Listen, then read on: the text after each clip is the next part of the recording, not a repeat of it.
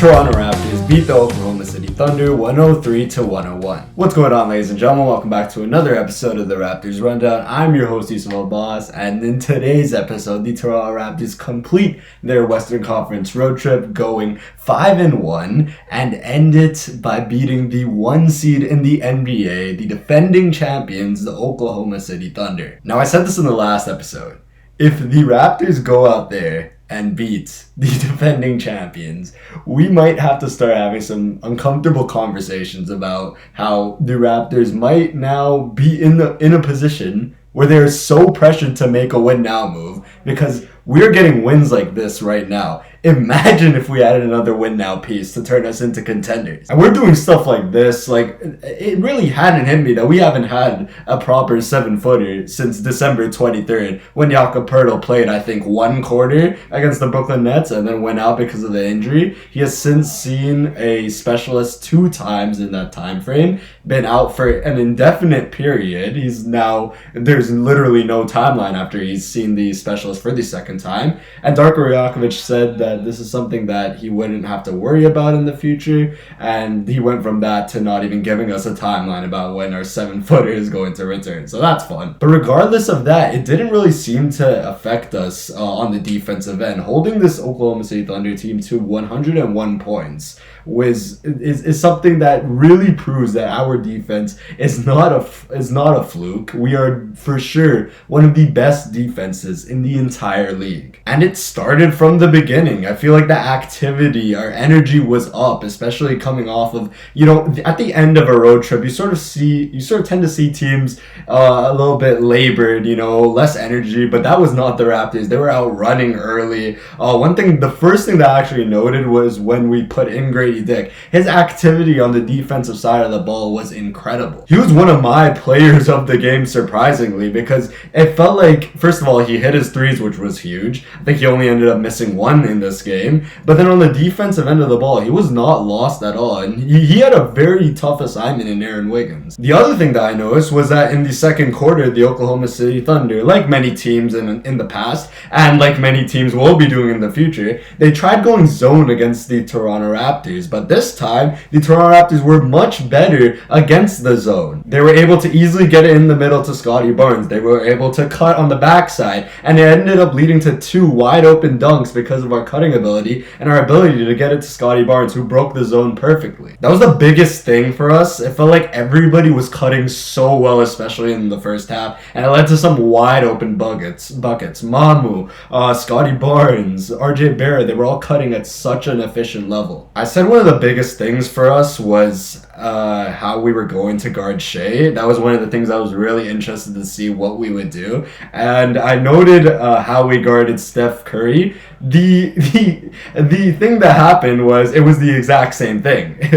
We guarded him the exact same way that we guarded Steph Curry. The thing was, I would say Shai Gilgeous-Alexander is a better playmaker than Steph Curry when it comes to passing the ball. So he's able to find his teammates. But the thing about Steph, right, was that off the ball, he's so good at moving that eventually he would just move around so much that he would find space, get open, and be able to at least touch the ball. There were so many plays in that first half and in the second half, minus maybe the third quarter, where Shai just didn't touch the ball in multiple possessions because we did such a good at denying him from getting the ball. And I give a lot of credit to Jacoby Walter, who ended up closing this game on Shai Gilgeous-Alexander, and Jamal Shead, who ended up coming off the bench to guard him. Like, at times we would try putting Scottie Barnes on Shai, but we just lacked that level of rebounding when he wasn't on Chet Holmgren, so we needed him in the paint. And rebounding was a big worry of mine going up against Chet Holmgren and even Jalen Williams, but we ended up doing an incredible job in this game. In fact, we out-rebounded the Oklahoma City Thunder without a 7-foot center. We ended up out-rebounding, this is the stat of the day for me, we out-rebounded them 51-37 and 12-5 offensively. The amount of second chance points we got against this team, a team that's really good at offensive rebounding themselves, was outstanding. From a Thunder aspect, the person that was keeping them in the game, and in fact giving them the lead at times, was Lu Dort, who literally could not miss from 3 in the first half. It felt like he was perfect. He ended up going 4 for 8 to end the game with 19 points, but I'm pretty sure those were all misses that happened in the second half. He was being left open because we were double teaming Shai Gilgeous-Alexander, and for a 33% three-point shooter, he was able to shoot the ball at a very high level in this game. But yeah, we ended up cutting the lead even more to end the second quarter. It was a lineup of Jacoby, Jamal, Mamu, Scottie, and Brandon Ingram, and they were running. This was the biggest theme of the game. Everyone was running high energy to end that second quarter and throughout the game, and we ended up going on an 8-2 run to end the half. And then we come out of the half with energy, rebounding offensively, gave us so many extra chance points. Unfortunately, Scottie Barnes picks up his 4th foul with 6 minutes 40 seconds left in the third quarter. Scottie Barnes was struggling offensively in this game, but defensively, the team looked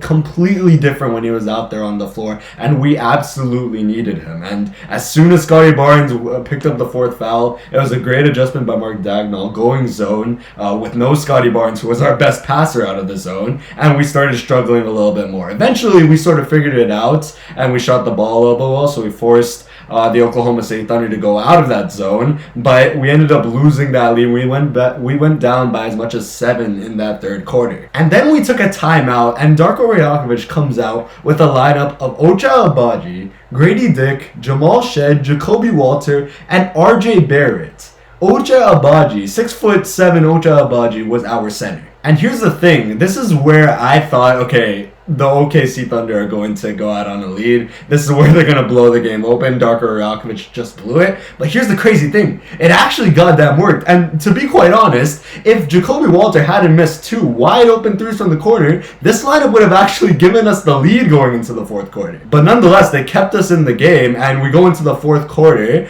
and we actually have a chance at winning this game. In the fourth quarter, Kenrich Williams ended up going on his own personal 7-0 run, and I think at this point, Darko Rajakovic, he did something really funny. He goes and he looks at his bench and brings Scottie Barnes on with about, like, I don't even know, with 6 minutes left. The Thunder were up by 7 in the fourth, and with like 6 minutes left, Darko said, you know what, enough is enough, bro. We need to bring Scottie Barnes back into the fourth with 5 fouls. Otherwise, we are going to lose this game. And Scottie Barnes did such a good job. I feel like, you know, in a way, it kind of was a benefit, or what's the word? It was a blessing in disguise that Scottie Barnes had 5 fouls, because at times it felt like the Thunder were trying to force that 6th foul onto them, and it sort of ended up in some bad shots. And Scottie did a great job at defending without fouling for those final 6 minutes, not fouling out of the game. We'll talk about what he did to end the game. From the Thunder side of the ball, they missed a ton of wide open threes. Aaron Wiggins, Kenrich Williams finally slowed down. Lu Dort missed a couple of threes, and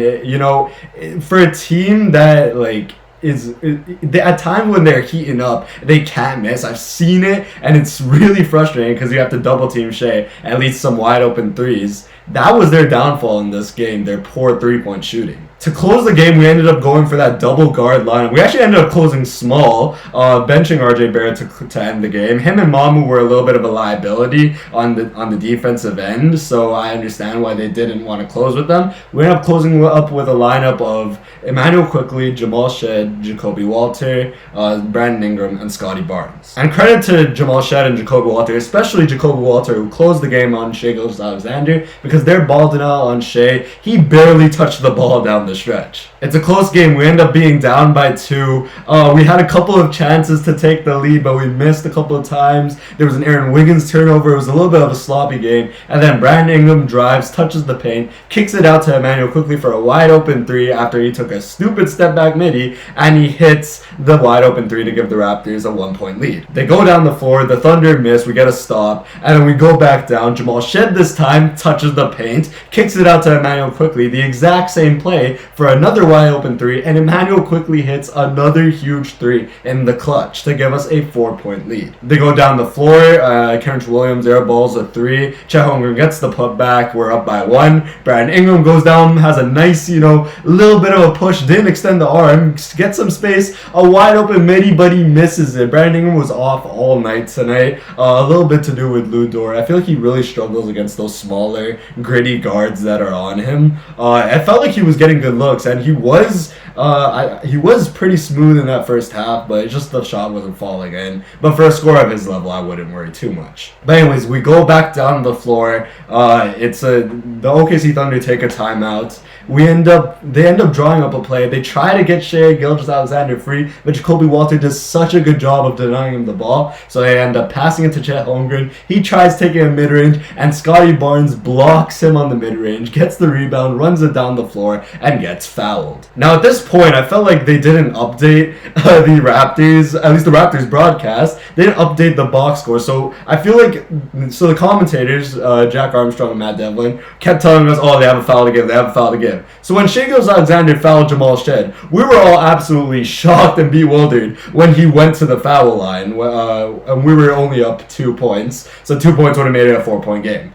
He goes out, I'm like, God damn it, he's going to miss at least one of them. Misses the first, and then he goes and he misses the second. But who's there to save the day? Once again, Scottie Barnes boxes out, tips it back out to Emmanuel quickly. He gets fouled, goes to the line, hits both his free throws, and the game is essentially over. But I'm a Raptor fan, and I wasn't celebrating yet until the final buzzer scored, because I have seen us blow way worse leads. In fact, Isaiah Joe ends up hitting a step back mid range. I thought we were up 3 at the time, low key. So when he stepped back, I was like, oh, thank God it wasn't 3. But then I realized, even if it was 3, it still would have been a win for the Raptors. And the Raptors pull out the win. No one would have thought that we would have won this game at the start of the road trip, especially after that Laker game, with all the injuries we were dealing with, and we end up pulling it out. Now the Thunder were injured to hell as well, but to me this is a very gritty team against a really good, actual contender. I mean, they have some quality players on this roster. Shai Gilgeous-Alexander, Chet Holmgren, Lou Dort. Beating these players is not an easy feat whatsoever, especially without your center. And some of these stats that I'm looking at, I mean,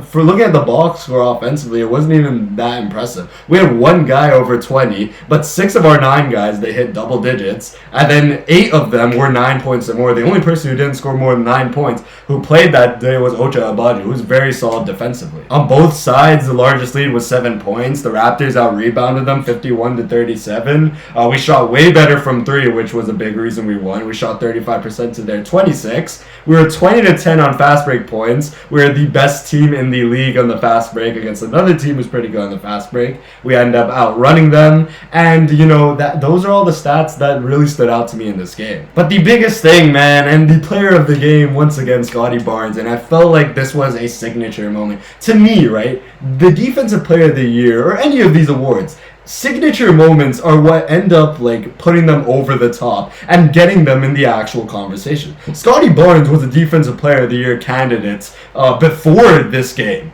After this game, he might be the goddamn favorite, assuming Victor Wembanyama doesn't qualify for the awards, or he doesn't hit that 65-game threshold. Because I'm looking at it right now, his competition, right, is probably Chet Holmgren, who he just blocked in a really big game. That's the moment that the voter is going to play over and over again when they're deciding between the two. And then Rudy Gobert and the Minnesota Timberwolves are, one of the most inconsistent teams in the NBA. And then I guess Bam Adebayo, but I don't think they're going to want to give it to a 10-seeded Miami Heat team. So right now, you look at it, the Toronto Raptors are a top 5 defense without a center, and with maybe 3 players who are good to above average, who are actual good defenders. The rest might be average to below average. This is Scottie Barnes' team. This is Scottie Barnes' defense. He is the anchor of our defense, and to me, he is by far the favorite for the Defensive Player of the Year. Next up, we're playing the New York Knicks in a game where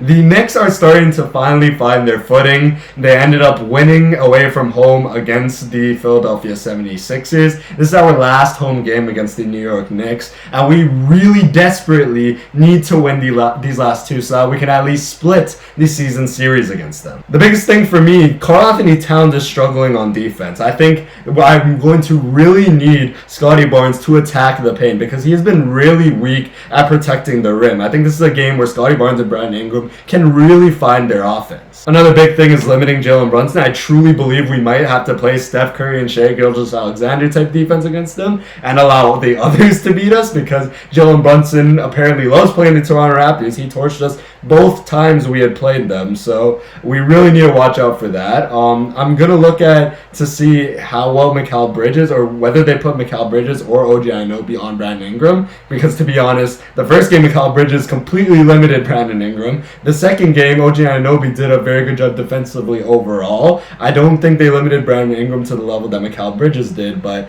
we will see. And once again, the biggest game of one of the biggest games of the season. We can't let up right now because the New York Knicks are right behind us. We're currently the 3rd seed. The Knicks are playing tonight against the Sacramento Kings, which could end up making a little bit of a cushion between us two, but this is a huge game for us to increase that gap. Right now we're 4 games away from the play-in, and that was my goal, for us to just completely ignore the play-in. Now we might need higher aspirations, so this is one of the biggest games in the middle of the season for us. With that being said, thank you guys so much for watching. If you did enjoy, be sure to like, subscribe, comment. We have a trade deadline podcast coming out soon, so be sure to look out for that. Thank you guys so much for watching, and I will see you guys in the next episode of the Raptors Rundown. Peace out.